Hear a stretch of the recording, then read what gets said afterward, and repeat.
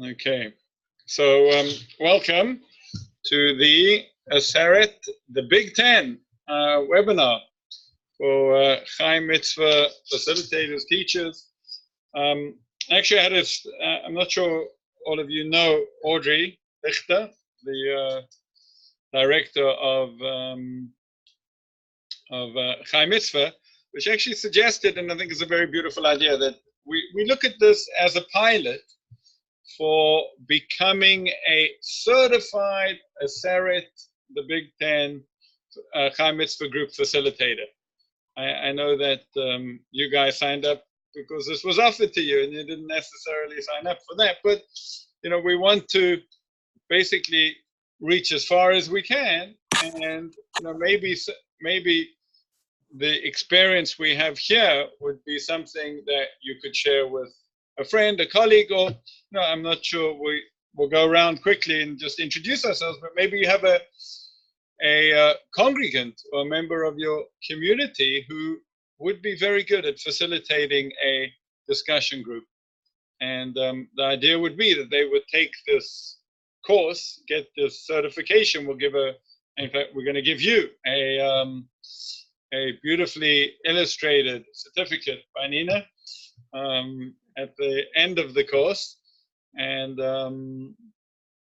just putting it out there that's what we would like to do to try and reach further, wider and further. So just a very quick introduction, since hopefully we're going to be together for a few weeks, in fact 10.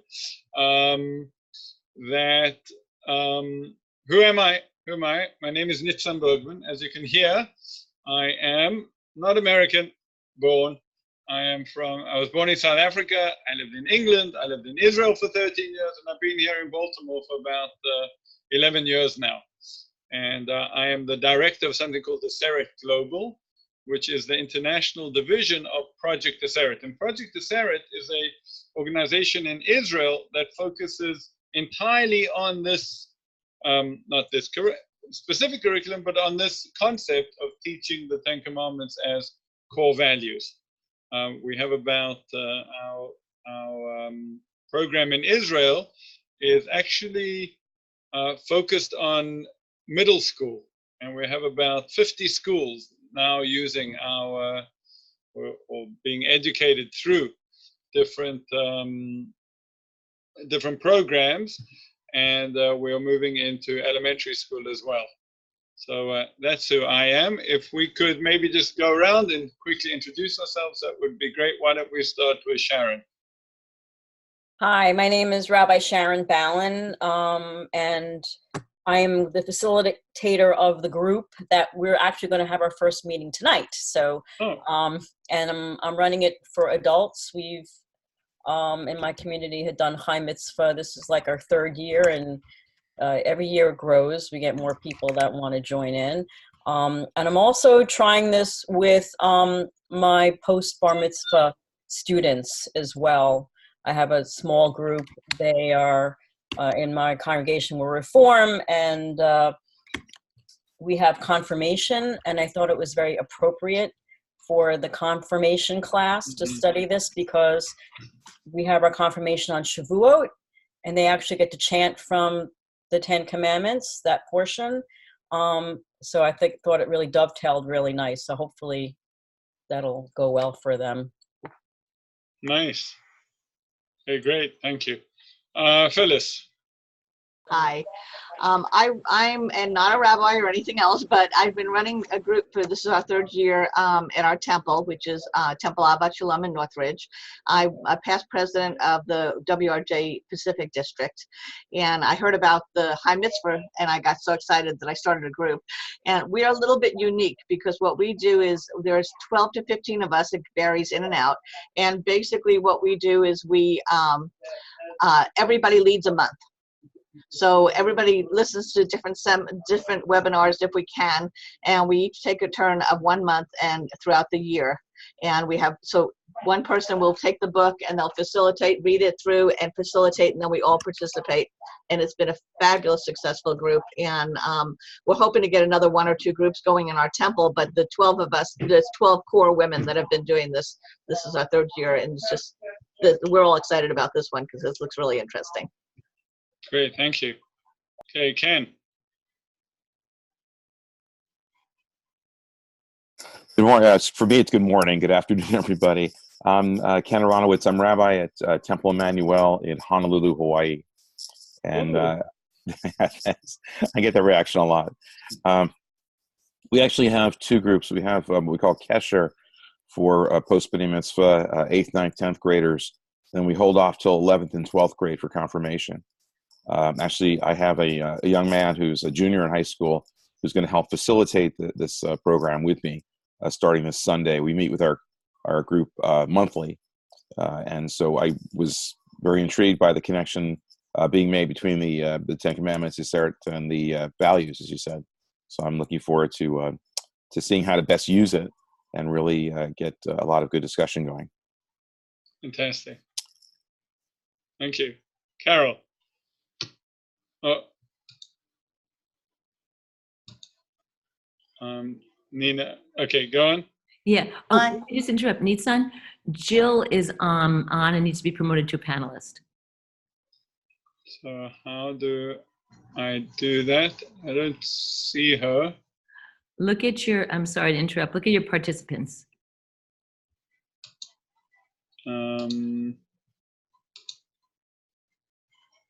Yeah. I don't see them. I don't see Jill. Oh, as an attendee? Okay, yeah, I see. Okay, there you go. Okay, great. Done. Terrific. Okay. I'm sorry I interrupted, Carol. Go ahead. My name is Carol Congito. I am the head of the Adult Learning and Life Experiences program at Temple David.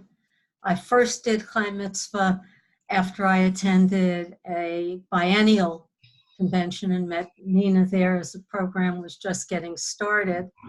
We did the program the first year.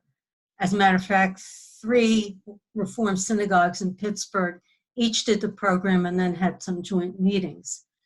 But the temple decided to do their own version of Chai Mitzvah with their own topics. I saw this and I said this would be a good opportunity to get back into Chai Mitzvah, especially since one of my congregants said, Carol, did you see that? Can we do it? So we have a rabbi sabbatical coming January through March. So I hope that the committee will allow me to offer this with myself as facilitator in January. If not, I'll work with my friend individually. Fine, great. Okay, Jill, we're just going around introducing ourselves very quickly. Mind doing that? Oh, hang on, we got to unmute you. Oh, there you go. Okay. I'm Jill Madoff. I'm the Director of Jewish Experiences at the Jewish Community Center in Overland Park. And I was just talking to Audrey today. She told me about this and I said, can I hop on because I'm the coordinator in Kansas City. Fantastic. Yep. Okay, great. Welcome. All right, everyone. I think, are we ready? Any questions that anyone might have before we get into the materials? I'd like to say something if I could. Okay. I'm sorry, Nina. You need to introduce yourself. I'm Nina Walden. A lot of you know me already from Chai Mitzvah. This is my grandson, Teddy, who's supposed to be sleeping, but he's not. So he's going to say hi too. What I wanted to say was that I see there are a couple of teen groups here. I want to say Shaloha to Ken Aronowitz because I think that is like the coolest greeting ever. And that as teen educators, I also want to reach out to you and ask you to, keep in touch with me so we can see. I think this program is amazing. Nitsan is an amazing. Nitsan's amazing. He is. And we had a lot of fun working on this together. So I'm looking forward to hearing how it goes. Okay, Teddy and I are going to pay attention now. Okay, great, fantastic. Okay. Oh, Jill, if you want to speak, there's a mute button on your left Right. hand bottom. Right. You got it? But Okay. I'm gonna mute now. Fine. Okay. I'm going to bring up the materials on the screen. So for those of us that want to be looking at the screen, we can do that. Let's do that. Let's go here. Okay. How does that look? Is that big? Is that big enough? Readable? It's readable and large enough. Thank you. Okay, fine. Great. Okay, so the introduction starts with a fantastic, actually true story about what Elie Wiesel said. Let's read it. Elie Wiesel said that modern Jewry is like a messenger who is on his way to fulfill his mission and gets hit on the head and is knocked out. When he comes around, he doesn't remember who sent him, where he was going, what his mission is, and even the fact that he is a messenger. And that's quite a statement about modern day Jewry made by Elie Wiesel. Now, let's imagine if this messenger would look through his belongings and come across a little notebook answering all of these questions. As he reads it, he would start to recall everything written. He would regain his clarity, reawaken his identity, and revive his passion. Who are we and what is our mission? So do we have something like this? Often it's a question actually like to just ask without giving the answer that I'd like to give immediately. We do, it's the 10 Commandments. And hear what people would say. In fact, let me ask you, what if someone would say to you, Rabbi, teacher, friend, how do I know what Judaism is? How do I know who we are as a Jewish people and what our mission is? Where would you refer them to?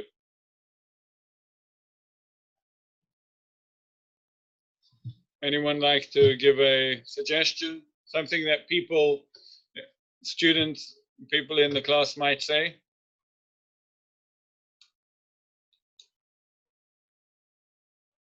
I think it's a really interesting question. And I think part of what makes it so interesting is that I'm not sure that a lot of people have something of this sort. And they might say that, I mean, if someone asked me, I might just say the Torah in general, not for specifically the 10 Commandments. But I think it's a really interesting question, and it gets people to think about how their core values, where they come from. Right. So normally, you know, when people in the classes that I've given, there are a few answers. Some are very creative. Many people say the whole Torah. You know, the Torah that's the book of Judaism. And my question to them is, when last did you read it from cover to cover? And it's got a lot of details. And we're talking about someone knocked down. He needs to quickly understand who he is. It's not so that's my answer to why that isn't going to be the handbook we're looking for. Some people say it's the Shema Yisrael. On that one, I often say to people, Shema is good between us and God.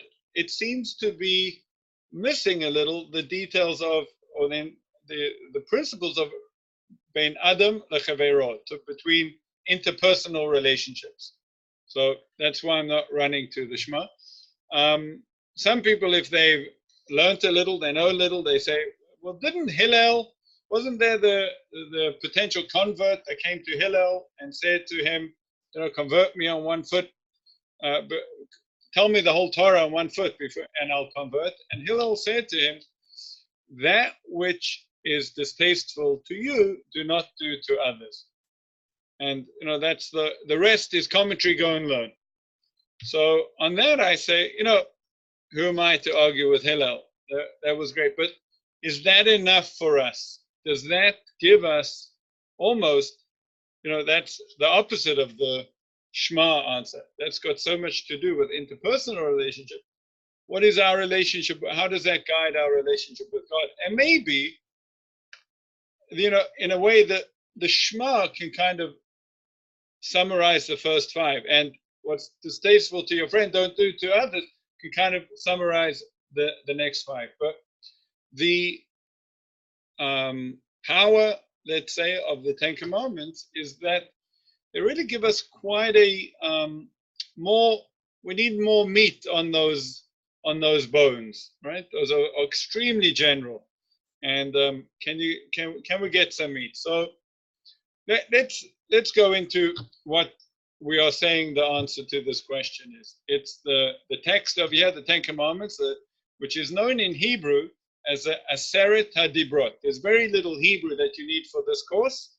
2 words that we would like everyone to learn is Aseret HaDibrot, the 10 Commandments, contained in just 172 words. By the way, how long was the Gettysburg speech? 182 words. So 272 words. So God beat Lincoln by 100 words in brevity. So just in 172 words, the 10 Commandments are core values.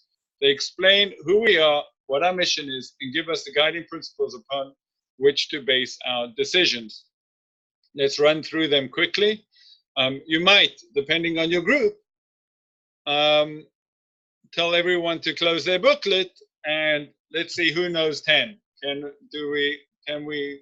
Is it that well known? It's not, unfortunately, that well known that people can just count all 10. I'm the Lord your God. Now, this is, of course, this is a summary. The actual commandments are the first 5, I should say, are much longer. And the second 5 are basically there, except for the last one, which is much longer. So, Anochi Hashem Elokecha, I am the Lord your God. Lo yeh lecha Elohim acherim, do not have any other gods. Al Panai, in my presence. Lo tisa et Shem Hashem Elokecha l'shav, do not take God's name in vain. That one out of all of them is not so readily understood. What does it actually mean to not mention God's name in vain? We'll see when we study it. Most of the commentaries say it actually means not to swear falsely in God's name, not to take a false oath using God's name. Zechot Yom HaShabbat l'kadsho, keep the Shabbat, remember the Shabbat.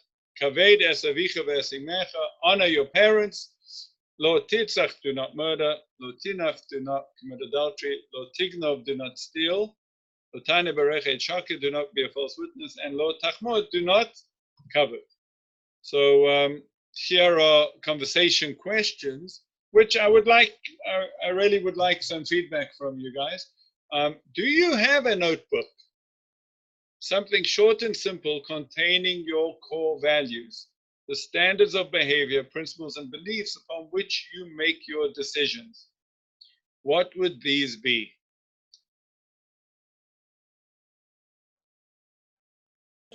I think I would say, yes, I can do these, but then I would need to make them personal in terms of what it specifically means for me to honor my parents or to honor other adults in my presence.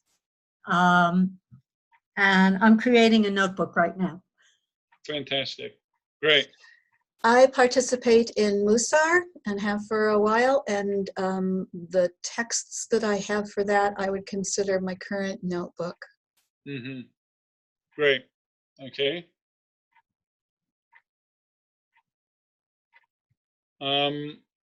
Okay. In what ways does being Jewish impact your core values? And I think, just by the way, it's important to define this term. We actually later on will define it very carefully. But here it is: the standards of behavior, principles, and beliefs upon which you make your decisions. So, in what ways does being Jewish impact that? I would imagine in our group, a lot.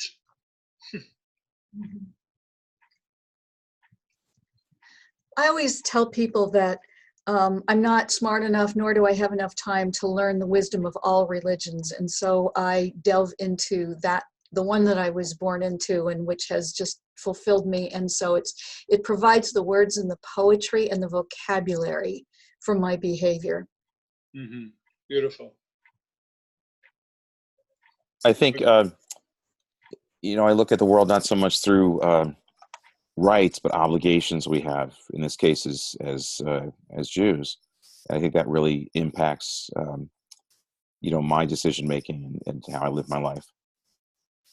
Yeah, wow, that's a very profound idea, which I think actually as we'll study this, it will come through that these 10 commandments, which we'll see are really meant to be headlines for values, were put in the form of an obligation, right?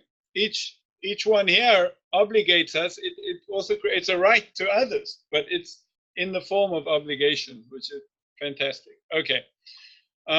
Who are we? What is our mission?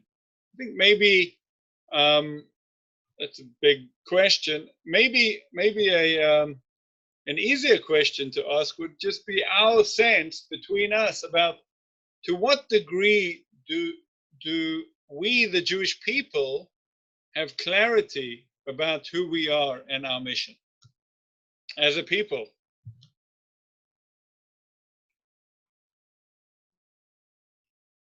Anyone would like to comment on that?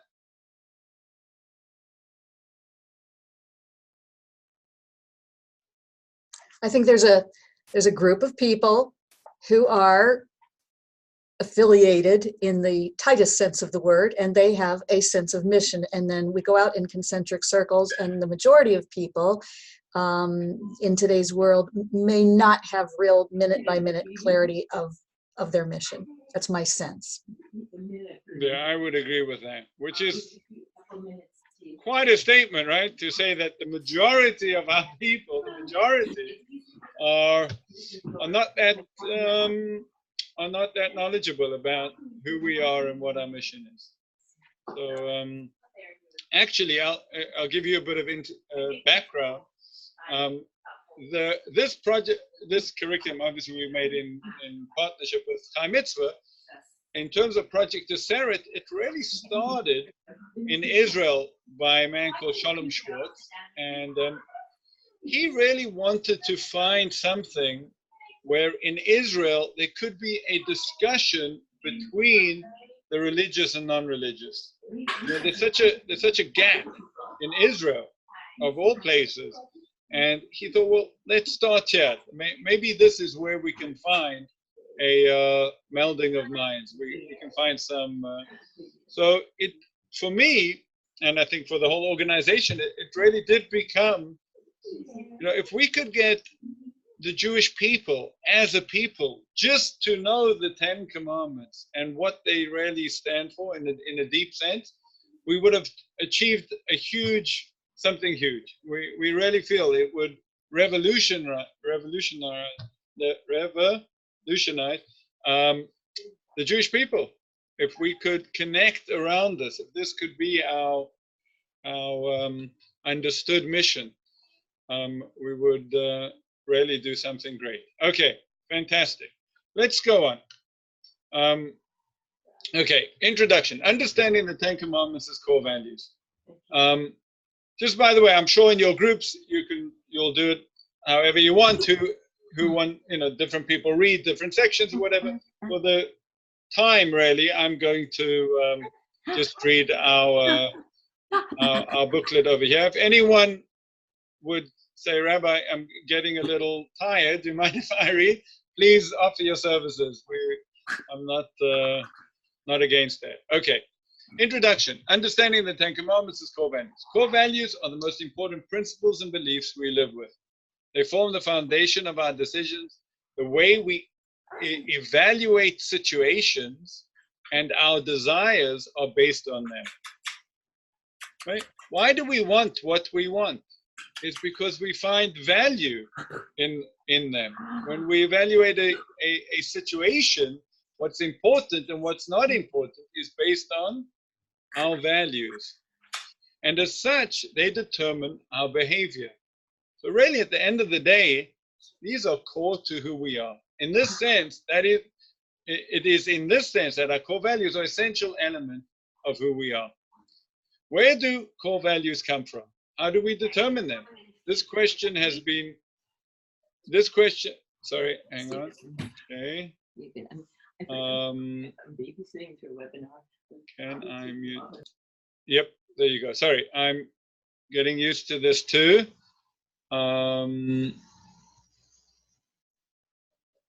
Okay, have I done everything on my chat here? Yeah, I think so.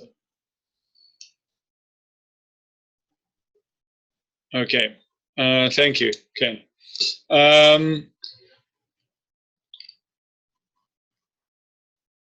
So again, where do our core values come from? How do we determine them? This question has been asked by the greatest thinkers throughout time with as many conclusions. We will explore how the Ten Commandments can form the core values for the Jewish people.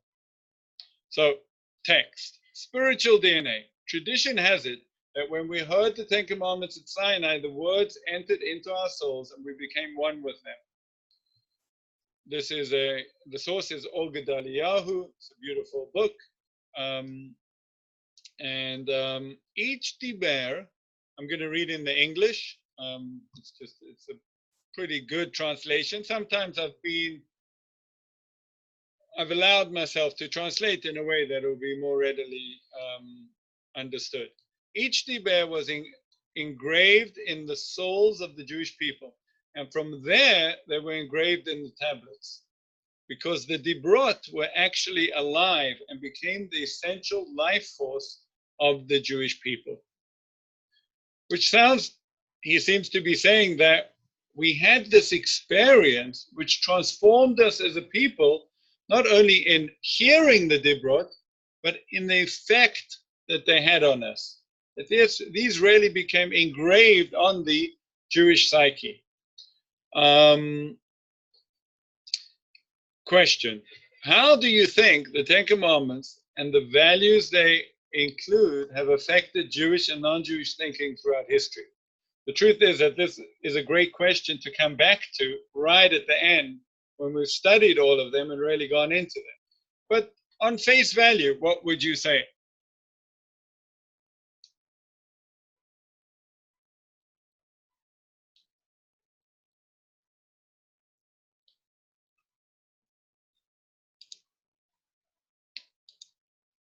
Abrahamic religions, I think they give us similar values, similar core values, and each Abrahamic tradition has then elucidated it according to how they live or what their standards are, so that the Christian have theoretically the same values, even though they order them differently. Ten Commandments and order them differently. And I think I don't know if you have that in Islam as well. Yeah, I'm not sure. Definitely within Christianity, the Ten Commandments play a very important role. It's interesting. They do not count what we count as the first one, meaning I'm the Lord your God who took you out of the land of Egypt. They start with counting do not have any other gods. And they make two out of that one. I think quite a few countings, do not have any other gods, do not bow down to them, something like that. Okay. Moving on, mass prophecy. At Sinai, we collectively heard the Ten Commandments directly from God. It is the only time in history that God spoke directly to an entire nation. Even according to Jewish tradition, where we have claims of many, many prophets, God speaking to many individuals, the only time within Judaism we claim a mass prophecy was at Sinai. And the Ralbag, he, just by the way, if you ever want to know who these people are, at the end of the booklet, there's a who's who, and here's the Ralbag of Levi ben Goshen, 1288 to 1344 in France, medieval French philosopher, Talmudist, mathematician, physician, and astronomer, astrologer, one of those I can do everything and did everything people during that time. I don't know what happened since that time, why we can only do one thing, but says the Ralbag, you should know that the Aseret Devarim, will come back to that that grammatic use over here. The Ten Commandments contain all of the mitzvot of the Torah. God's intention was that the Jewish people should hear them in a supernatural way directly from himself and not from Moses, in order that there would be no doubt that they are from God. Fascinating comment. And the conversation piece over here is, this is the only time God spoke to an entire nation as mass prophecy. What are the implications that everyone received the Ten Commandments directly from God as opposed to Moses alone?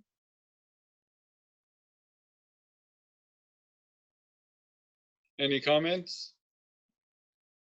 First of all, one would think that everybody received the identical utterances, but they may have received them, but I believe that they heard them differently, and perhaps differently at different times.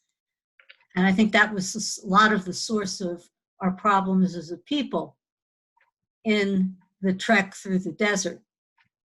Do you have any support to your theory that people heard them differently? Perhaps I should say people believed them differently or took portions of them differently, because there are groups of people throughout the Torah who dispute who should lead and how should we do this and who can offer sacrifices. And one would think that if the whole thing was absorbed at once and all the mitzvot are contained there, we shouldn't have had that. Interesting. Well, 2 points on that, actually. Do we find, and I'm not sure I have the answer to this, do we find in the stories of the Torah, which obviously have a lot of dispute, as you're pointing out, that people disputed these? That people came up and said, you know what, that which we heard on Sinai, that's not true. I'm not sure about that, actually. Definitely in that which we're saying that somehow these contain everything, yes. Obviously, somehow in the details, there was some dispute. But I'm not sure that people disputed these directly. And maybe that was one of the consequences of hearing them directly. I was going to say, from hearing it simultaneously, it may have prevented people from spinning it, as they say these days, so that it was uniform or whatever, at least these. Right. I think too, it enabled each person, regardless of their station or reputation, whatever in life, to be both obligated and privileged to receive this information. So it was a great equalizer in that sense, even though roles were developed. Oh, a beautiful insight. Great. Yeah, I think it played an interesting role in that when we heard it simultaneously, we, as a people, they understood what prophecy was. And therefore, when Moses subsequently would come to them and say, well, God spoke to me, they would believe Moses more, actually. They had more reason to believe him. Okay, love your insights. Great. Okay. Text, source 1, tree from which the branches spread. The Avodat HaKodesh, Rabbi Meir ben Ezekiel ibn Gabbai, gives a graphic expression of this idea as a tree trunk from which all branches spread out. So this is actually a quote from the Abarbanel. The Aseret Dibrot are categories for all the 630 mitzvot, and they are general principles from which emerge from them, and they, meaning the Ten Commandments, are the roots and foundations for all the 630 mitzvot, which are branches that spread out from it. So that's an image of a tree trunk That's the Ten Commandments. And then all the 613 mitzvot are growing out of it. The source two, the Kuzari, the heart gives life to the body. The Kuzari of Yehuda Halevi, he provides another image of the heart which gives life to the entire body, which includes the fact that the tablets were kept in the ark. So he says, the Aseret Dibrot are the root of wisdom placed in the ark, which is on the level of the heart. And that which flows from it is the book of Torah, which was put on its side. So that's that symbolism of thinking about the holy ark placed in the Holy of Holies with the tablets inside of it, and that being the life force that then spreads out. And the Torah was put on the side of it to show that, well, okay, that comes that flows from it. Okay, so something fascinating, which is on this next page, is that they are called, as I said before, the Aseret HaDibrot. They are not mitzvot. Astonishingly, I'm reading in the booklet here, the Ten Commandments is an incorrect translation and a significant mistake at that. In the Torah, the Ten Commandments are called Aseret HaDevarim. Now, this is interesting. In the Torah itself, they are always referred to as Aseret HaDevarim. Devarim being in the masculine. Later on in rabbinic writings, they became known as Aseret HaDibrot, and that's the way that we speak about them. Why they're changed, I've never found an answer. If you come up with a good theory, if you have a good theory, please share it. But that's what they are called in the Torah. The correct translation, what would be the correct translation of Devarim? What would be 10 statements or utterances? A devar, a statement, means something general and encompassing of many details. So therefore, the 10 commandments should really be translated as the 10 principles or 10 core values. And for this reason, we refer to the 10 commandments as the dibrot in the plural, or when referring to a specific commandment, diber. Let's look at the Ketav Kabbalah over here. He says the 10, his quote is commenting on this verse. It says the 10 Devarim. They are not called the 10 commandments, even though they are commandments, meaning do not steal. Do not steal. That's a commandment. They are called Devarim because the meaning of the term Diber, as the Rambam says, is the highest generality, including all aspects and manners. If they were called mitzvot, it would mean just the specific mitzvot. They are therefore called dibrot to express that they are 10 statements which encompass many details and details of details. They include the entire Torah. So let's try to clarify over here, conversation. What is the difference between a diber and a mitzvah?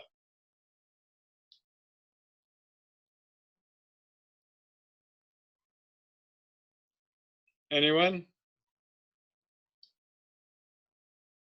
Well, according to the text, diber is a statement. It's not necessarily a commandment to do something. And it also could be a statement which encompasses various ways of doing something. Perhaps like we have a commandment in the Torah, and then it's expanded in the Talmud as to how to do it or not to do it, and when to do it and why to do it. Mm-hmm. Something like that. Okay, excellent. Anyone else want to express how you understand that? What is a diber? I think this is actually an important point at this part of the course to establish this, that these dibrot are, as he says, they are mitzvot. They are in command form. Yet they are meant to be understood on a much greater, more encompassing manner. And we'll discuss this in a moment. Well, I think I look at it as a statement, but if you even look at the Ten Commandments, how it begins, the first commandment, quote unquote, isn't really a commandment. It really is a statement. It's like, I am the Lord your God who brought you out of Egypt, to be your Right. God. It's not like, it really isn't technically a commandment. So, but we consider it the first. So, yeah, it is a principle. It's the whole thing, and then everything that follows from it. These are maybe 10 values which we find to be most important. Not that the rest of the Torah isn't, important. Everything is important, but it's major. And the fact that you mentioned before, yes, everybody heard it together in their own ears. But then also too, after hearing, the children of Israel said, we can't take this anymore. Moses, you have to go get the rest of the Torah from us. But maybe that was something in itself. It was so important, for us to hear those 10 statements, those principles. So actually, Sharon, while you're bringing that up, just I'll give you some background. How many of the Ten Commandments did we hear? So what you mentioned is, something which is commonly known. It's commonly known because Rashi makes this comment on the Torah. And Rashi says that the people only ever heard the first two. It's based on actually a Talmud. The people only heard the first two commandments. And then because each time they kind of like die and they were resurrected in some way. And they said to Moses, this is too crazy. We can't do this anymore. So that's one opinion in the Talmud. There's another opinion in the Talmud that says we heard all 10 from God that day. And then this conversation is between the people and Moses is subsequent to that, where they say, okay, that was an extreme experience. Maybe from now on you'll be the prophet. Okay. Think of a core value in your life, and how do you express it in your actions? And the purpose of this question is really to show that if it's a core value, let's say one of my core values is integrity. So then it expresses itself in many, many places, right? I'm going to deal with people I deal with in business, honestly and fairly. I'm going to, when I make a commitment to my children, keep that. It's going to take many, many different expressions. And that's because it's a core value. So that's what we're going to try and explore, how the Ten Commandments form these core values, which then have many different expressions. Anyone else like to give an example?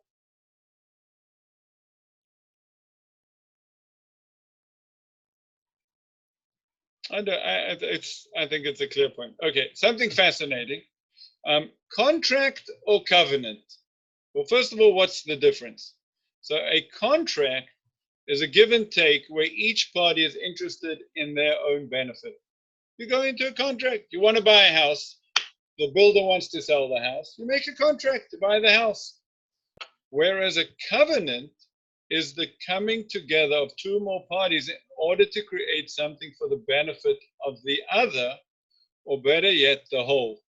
A covenant is a merging of identities from the I to the we.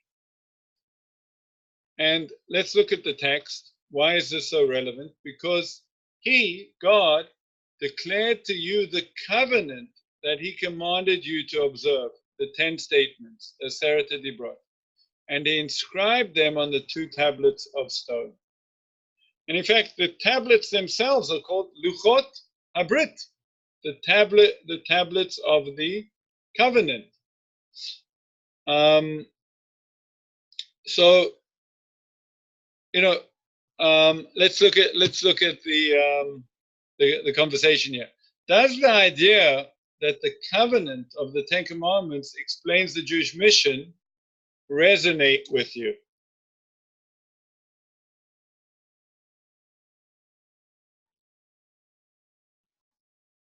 I guess at this stage, is that plausible? I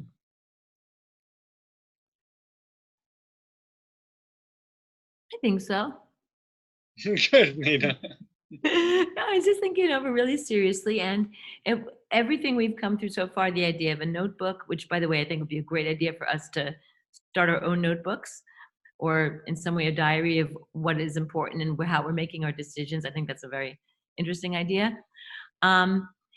Yeah, I think that, and we talked about how important it is to us to be Jewish, or how that forms what we do every day. So if you look at what we answered to those things, I think, the answer is yes. Fantastic. Good. Anyone else have a comment or a question, an idea about this? I think it comes down to, or the 10 statements, how we go about treating each other, how we are in relationship with God. And I think that really matters towards, being holy or conducting yourself in a holy way. Great. Okay. Which relationships with people in your life would you consider covenantal, and which would be contractual?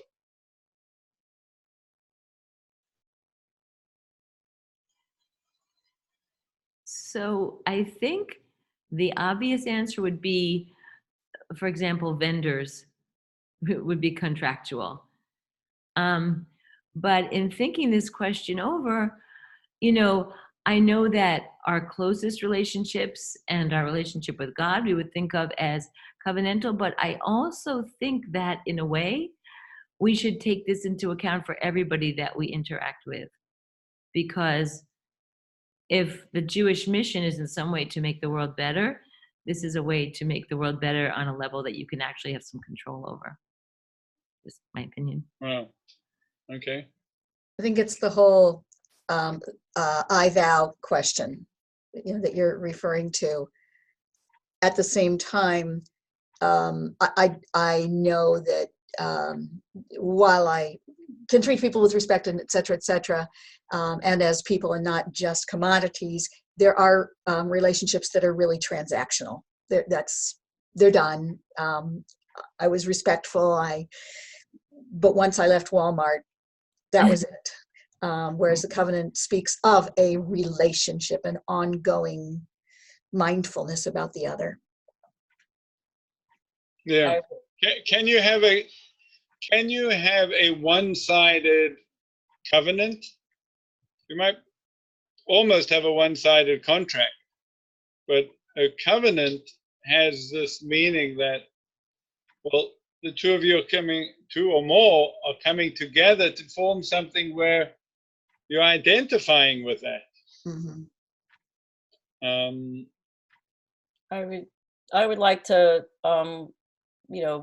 give an analogy. I would consider covenantal relationship certainly is with one's spouse. I mean, you can't get any more covenantal than that when you are both, standing up and promising to each other to be only to each other, to be special. You have an agreement, you have ketubah even, and, of course, the 10 Commandments compared to children of Israel and God's ketubah kind of thing. And certainly contractual, everyday business, who you work for, I don't know if I agree, Nina, with like trying to make everything covenantal. I just, then there's nothing special. I mean, yes, we should treat everybody with respect and do everything nicely, but we do have some more special relationships. I think our families, maybe, our larger clans that we have more to do with might be more covenantal, but certainly our spouses, that for me anyway, personally, that's what I would consider covenantal. I always try to explain, to my kid, my students, my younger ones who are trying to get this concept of a brit, or what is the covenant, what does it mean? It's not just I'm going to agree to pay you and you do this for me, or we even have a contract, as you mentioned. It's something holier than that. It's special. It's for the benefit of both. We each do for each other. There's on both sides, but it's a much more special thing, at least for me.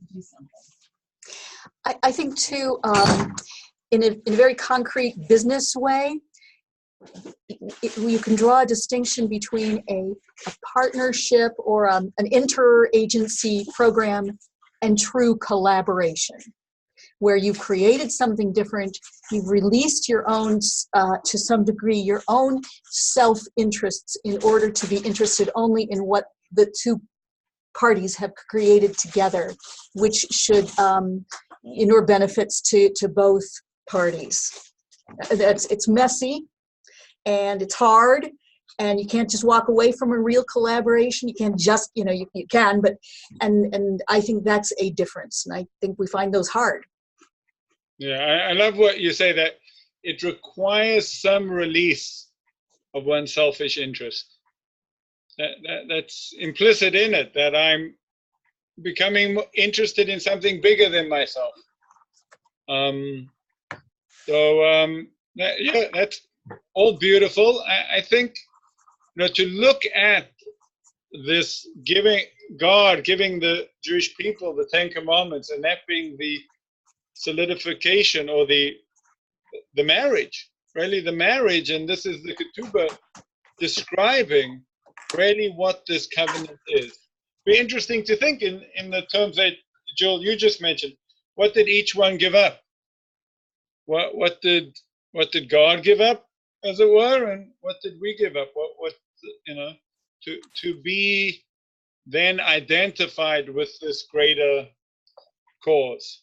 Right, and there's different freedoms. There's freedom and there's freedom. I can't remember the Hebrew right now. The rabbis will have to fill that in, but I know that we were not meant to have unfettered freedom, yet the Torah gave us tremendous freedom.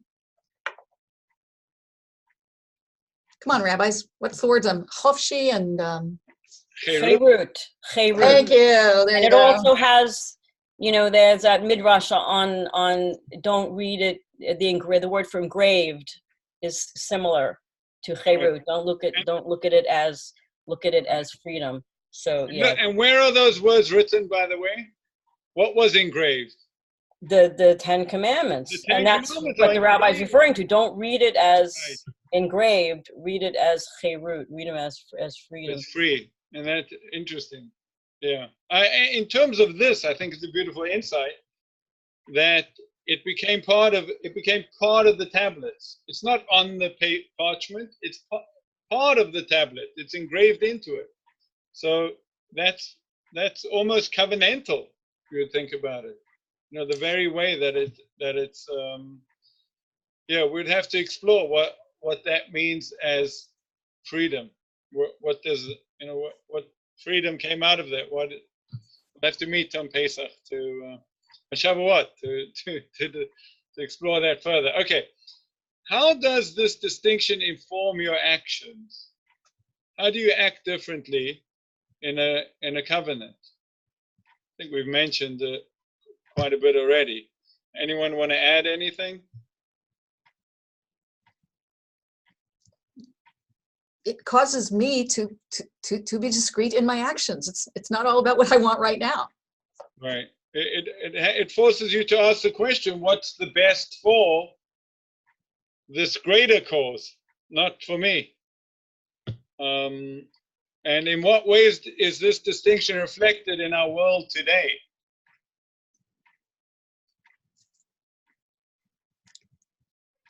Well, it's challenging, right? I have a friend that said, everyone wakes up and listens to WIFM. You know what that is? What's in it for me? And in a way, we've been trained, and it might be a product of our politics, of our economy, but we've been trained in many ways to think in a very selfish way. So this might be challenging. This might be challenging, especially for our teens. Although in many ways, I think they think in a much bigger way in terms of our world and being concerned for worldly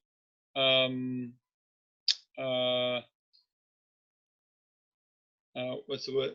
Things that have impact on the world, especially the environment. Our youth are very good with that.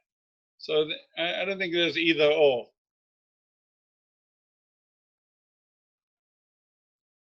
Okay.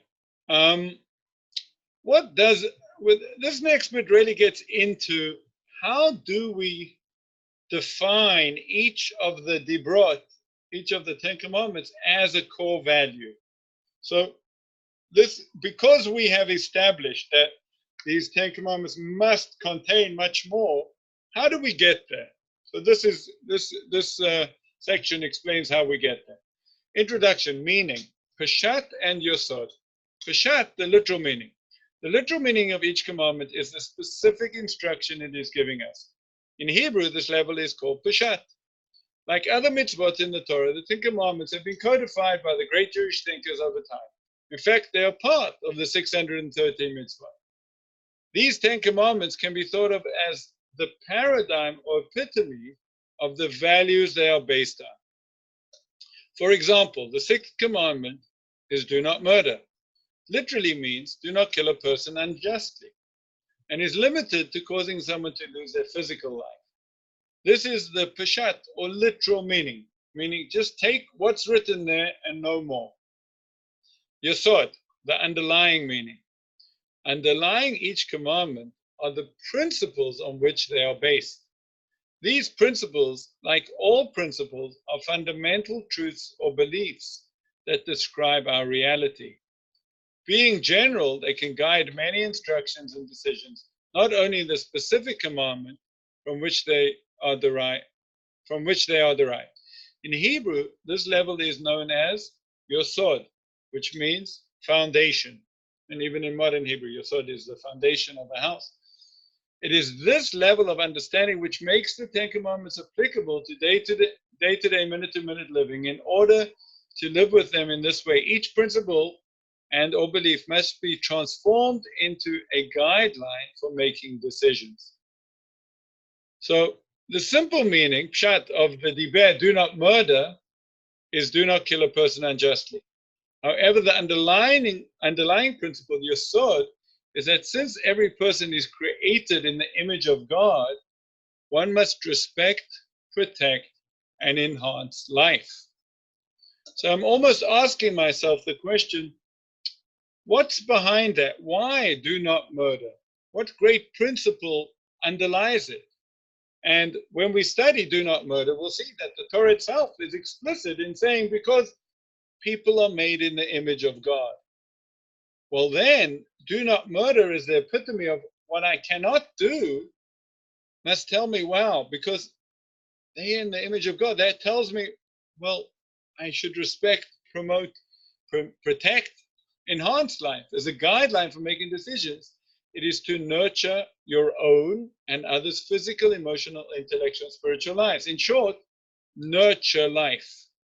So that's how we go from this, what seems so, might be hopefully, out of the ordinary of our day-to-day, minute-to-minute thinking, do not murder, to something which is then a fundamental principle which I can apply almost every moment throughout the day for myself and for others to nurture life. So throughout our discussions, we will dig deeper into each of the Aseret Dibrot, the Ten Commandments. As an initial exercise, express 3 of the Ten Commandments as core values in terms of Peshat and Yosod. So anyone want to take a chance at one of them? Pick one. Obviously, do not murder. That's our example. Pick one and think, what principle do you see underlying it? You can go back to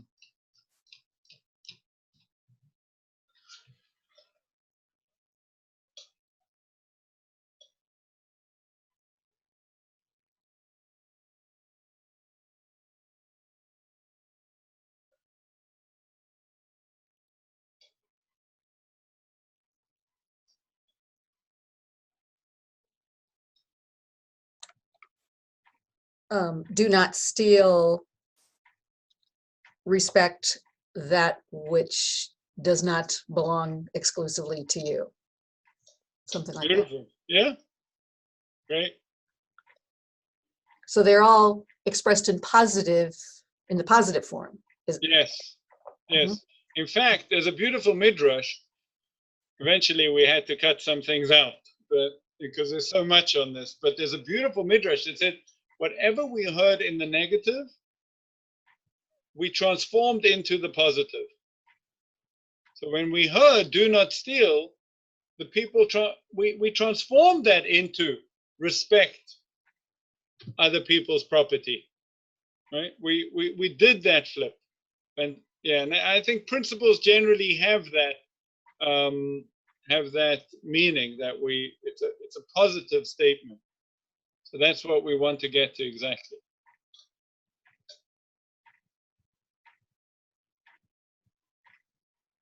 Anyone else want to take a stab?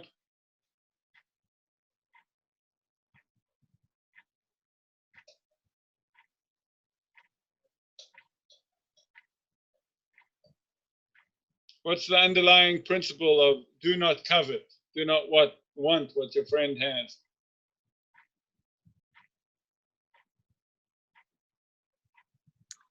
I would say be satisfied with what you have. Beautiful, right? Right. Focus on what you have. Be satisfied with what you have. How about do not commit adultery?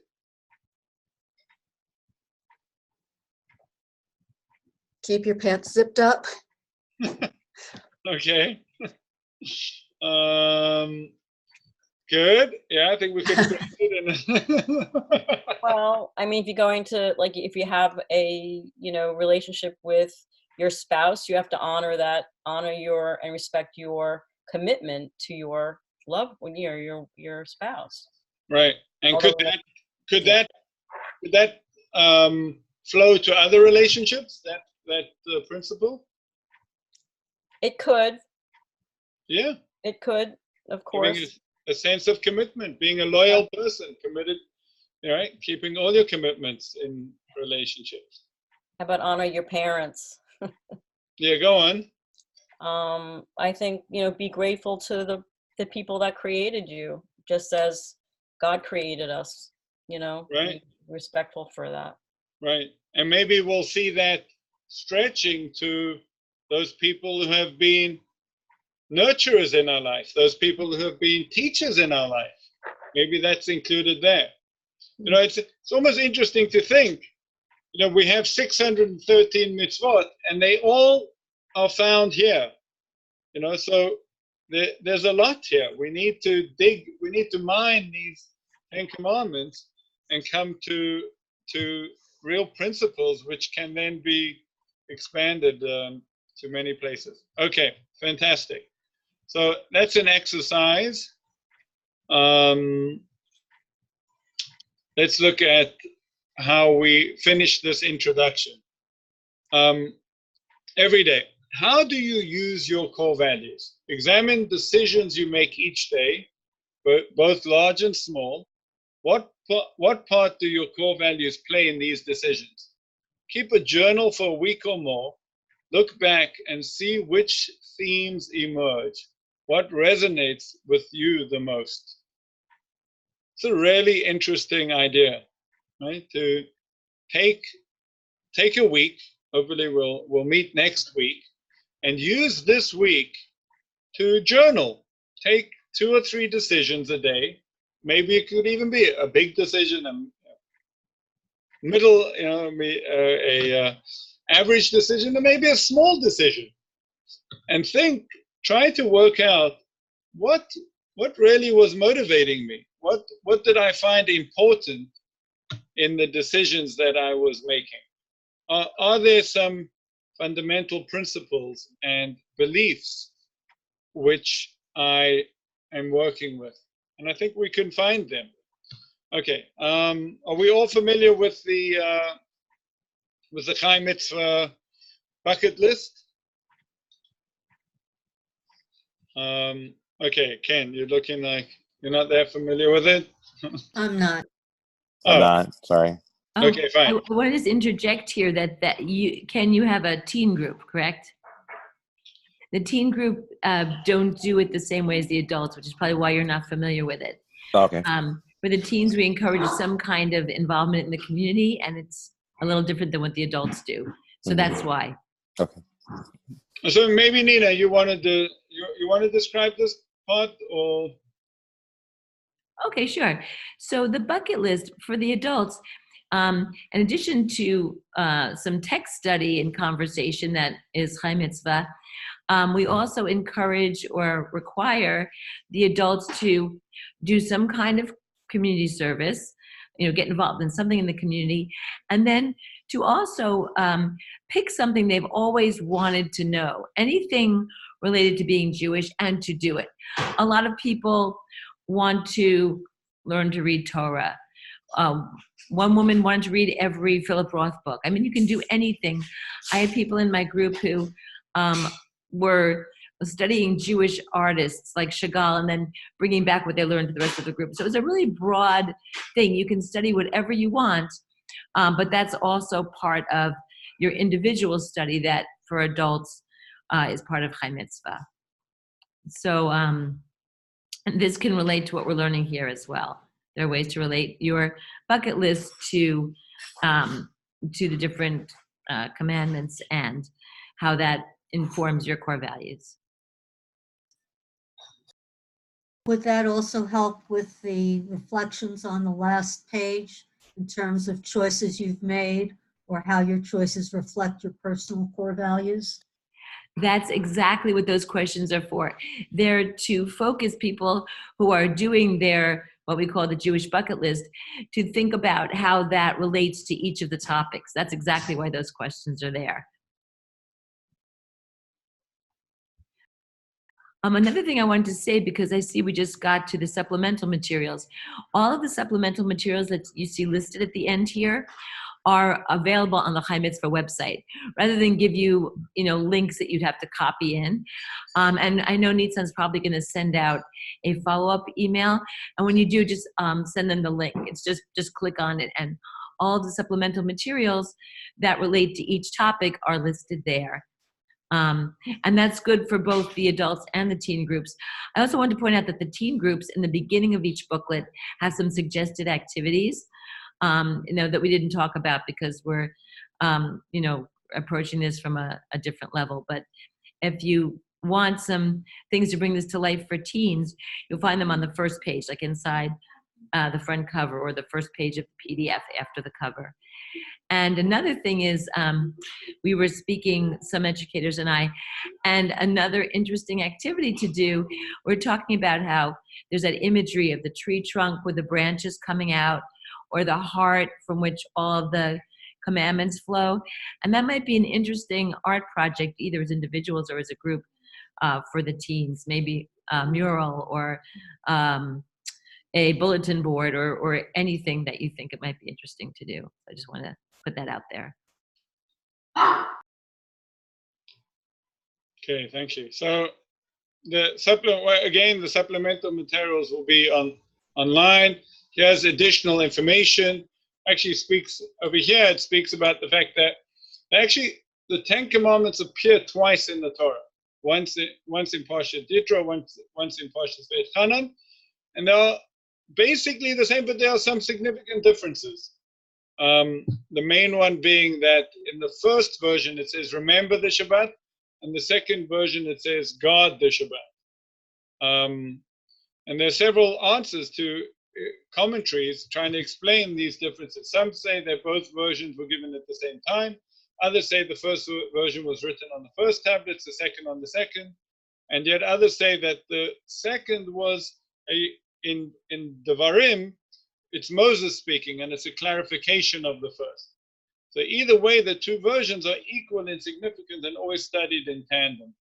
So that's just an interesting and important bit of information. There's a bit of who's who over here, and then as we've just discussed, the last page over here. So, we want to encourage people in the first, after the first session, to come up with some independent study, something like Nina was talking about, some social action. I think it's really nice if, as a group, you can discuss, well, what social action can we take? What is there a project that we can all get involved in? It doesn't have to be, but that's ideal. And ritual is, how do you put it here? Is adopt a ritual spiritual practice you would like to take on or deepen. And that's kind of part of the Chai Mitzvah experience. In what way do your choices reflect your personal core values, standards of behavior, principles, and beliefs upon which you make your decisions? And that, my friends, is the end of the first booklet. So over to you for comments, questions, and suggestions for all of us who will be facilitating this program.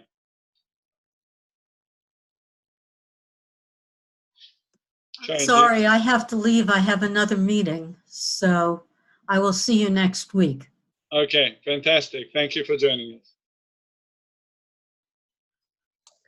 Well, this, as I say, I did not have, I don't have specific plans for a group, but this is very inspiring and it's exciting, and I will kind of pursue that. Okay, good. We look forward to hearing Yeah. it. Yeah, I'm excited to use this not only with our teens, but also I have a study group on Tuesday mornings with seniors. I think this would be very thought-provoking as well. Fantastic. I'm leading my first group for this topic tonight.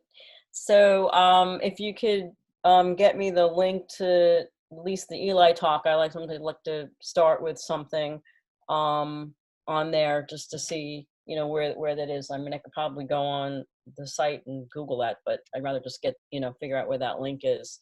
Hopefully they'll enjoy it. I'm also going to do I'm doing a monthly teen group as well. Is there any differences? I looked briefly at the teen book. It looked very similar to it for the kids with just some activities. I just wondering how to spin it for them, but There are some activities.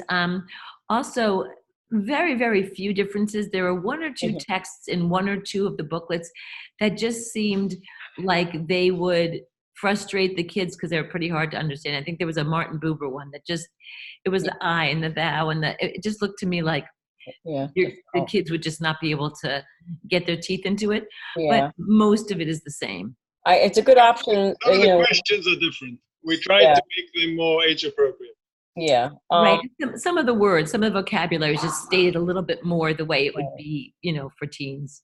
Yeah, I have the high school group, and you know their schedules are so crazy, but it's a good thing to say. Well, if you miss the class with me, you can come to the Chai Mitzvah group. They'll get it, you know, at least. So I give them that option for some of the ones that are. A couple of them are very mature and bright. So I think they might actually get a kick out of it, learning with some adults too.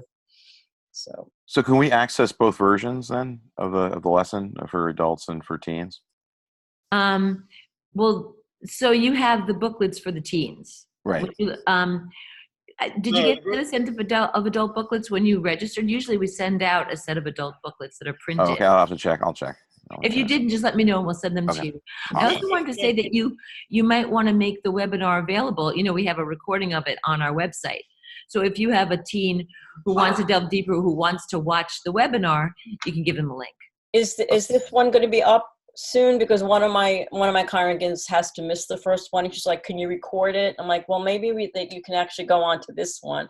I don't know, because I will record ours anyway, but maybe she wanted to see this one, which is easier to get to than for me to have a very big sound file or something. So yes, all of them are recorded and we post them all on our website. Great. And usually within a day they're up there. Okay, so I can give her the link. I just wanted to make sure that it was okay to do so. Yes, that's no problem. All right. Thank you. I'm signing off now. Thank you. Thank you, Jessica. Thank you, everybody. Okay, thank you all very much, and look forward to seeing you next Wednesday. Wonderful Sukkot to all of you. Happy and healthy year. Torah will be in the middle. It's an opportunity to celebrate the end of what happened from the beginning. So we're going to go take to heart sometime a moment to think about the 10 Commandments. Thank you and have a great week. Thank you. Thank you. Thank you. Bye. Thank you.